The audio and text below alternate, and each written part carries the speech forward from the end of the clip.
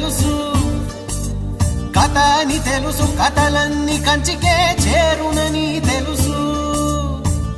తెలుసు తెర తొలుగుతుందని, తెలుసు తెల్లారుతుందని, తెలుసు ఈ కట్టె పుట్టుకుమంటదని, తెలుసు ఈ మట్టి మట్టిలో కలిసిపోతదని.